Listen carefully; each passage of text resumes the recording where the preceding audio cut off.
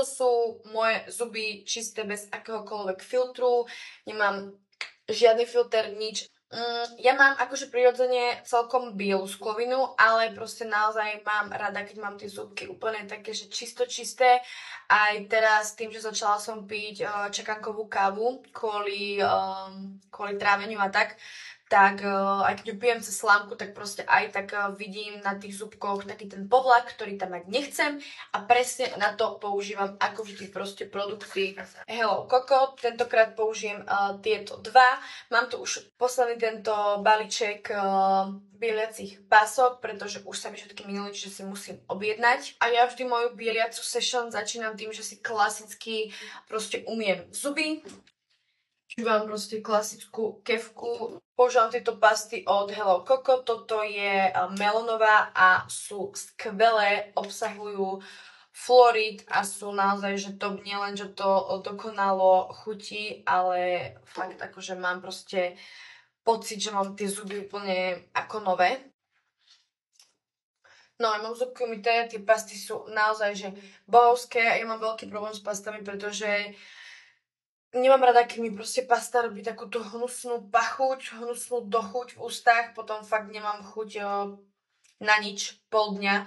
Čiže schválne mi dajte vedieť, že aké pasty používate vy. Ja som si tieto od Hello Coco veľmi obľúbila. A teda krok číslo 2 sú bieliace pasiky. Máte tu väčší pasík, ktorý je na horné zuby a tento menší, ktorý je na spodné. Ja si najprv vždycky ako keby zbavím proste tie miesta, kde pôjdu tie pasiky slin, že vždycky si ich tak ako keby... Je to nechutné, ale proste reality check. Takže vždycky si to takto proste, aby som naozaj nikde nemala tie sliny. No a idem dávať tento väčší na horné zubky. Zostane tento maličký na spodné. Hotovo, bielime. Vidíme sa o 20 minút.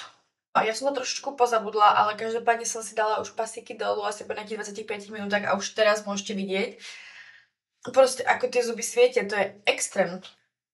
Tento bieliaci korektor, ktorý vlastne je fialový a ten si takto klasicky dám nejaké 2-3 pumpičky, 4 a takto si s ním umývam zuby. A nakoniec si už len zubky vypláchnem poriadne vodou a máme hotovo. Naozaj proste je to dokonalé.